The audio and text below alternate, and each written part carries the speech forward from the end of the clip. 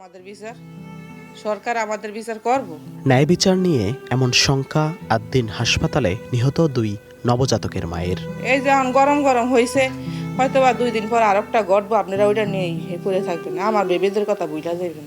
কোরবানির ঈদের আগের দিন সকালে মাত্র 3 ঘন্টার ব্যবধানে রহস্যজনকভাবে আদ্দিন হাসপাতালের পোস্ট অপারেটিভে মৃত্যু হয় 6 নবজাতকের। তীব্র যন্ত্রণায় কাতর হয়ে মৃত্যু হওয়া সেই শিশুদের মরদেহে মিলেছে নীলবর্ণ, দাবি ভুক্তভোগীদের। এমন মৃত্যুকে হত্যা দাবি করে দৃষ্টান্তমূলক বিচার চান তারা।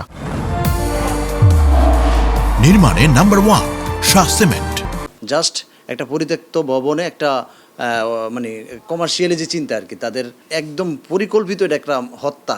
সরকারের কাছে আমি চাই যে তাদের একটি দৃষ্টান্তমূলক শাস্তি হোক। আইনগতভাবে যে শাস্তিটা হওয়ার দরকার সেটাই তো চাই। আমরা তো আর চাইলে কিছু করতে পারবো না, এদেরকে পারবো না। 6 শিশুর মৃত্যুর এই ঘটনায় রাজধানীর রমনা থানায় মামলা করেছেন নিহত এক নবজাতকের বাবা হাবিবুর রহমান।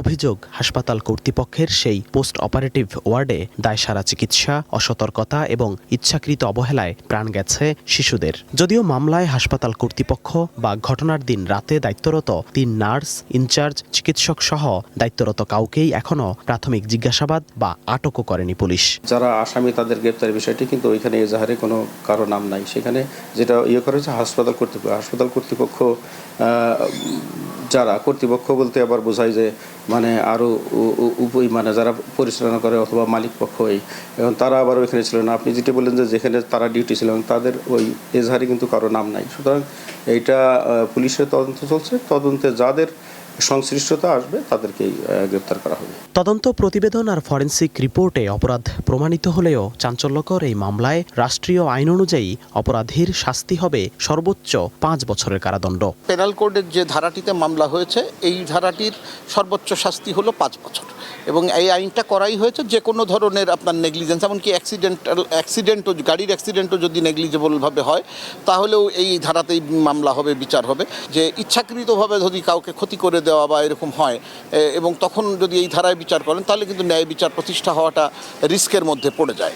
সেই কারণে আমার মনে হয় যে স্বাস্থ্য খাতের জন্য একটা আলাদা আইন করা দরকার। অপরাধ বিশেষজ্ঞের মতে রাজধানীর আদ্দিন হাসপাতালে চিকিৎসার আড়ালে মৃত্যু ফাঁদ তৈরি করলে তার দায় কর্তৃপক্ষকেই নিতে হবে। আর বিচারে শুধু জরিমানা বা সতর্ক করা হলে এই হাসপাতালের অব্যবস্থাপনার কোনো পরিবর্তন হবে না। এই ঘটনা থেকে অন্যরাও কোনো শিক্ষা নেবে না। তারা যদি শিশুদের জন্য বা অন্য কোনো রোগীর জন্য অবহেলার জনিত কারণে মৃত্যু ফাঁদ তৈরি করে, তাহলে এর দায়টা তাদেরকে নিতে হবে এবং শাস্তির ব্যবস্থা করতে হবে।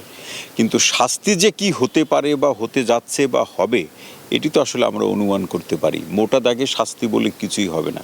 এই সময় আমরা বলছি না যে প্রয়োজন না হলে আপনি সবাইকে গ্রেপ্তার করেন, আপনি নজরদারির মধ্যে রাখেন, কেউ যাতে দেশ ত্যাগ করতে না পারে সেই ব্যবস্থাটা রাখা। পাশাপাশি এই হাসপাতাল পরিচালনার ক্ষেত্রে তাদের অভ্যন্তরীণ অব্যবস্থাপনার সূত্রপাত কোথা থেকে এটাও খুঁজে বের করা প্রয়োজন। সেন্টারগুলোকে বন্ধ করে দেওয়া উচিত। আমরা বারবার বলছি যে টাকা থাকলেই, প্রভাব থাকলেই তাকে হাসপাতাল অনুমোদন দেওয়াটা ঠিক না। আদ্দিন হাসপাতালের এই ঘটনা দেশের চিকিৎসা খাতের অব্যবস্থাপনা যেন আরও একবার চোখে আঙুল দিয়ে দেখিয়ে দিল।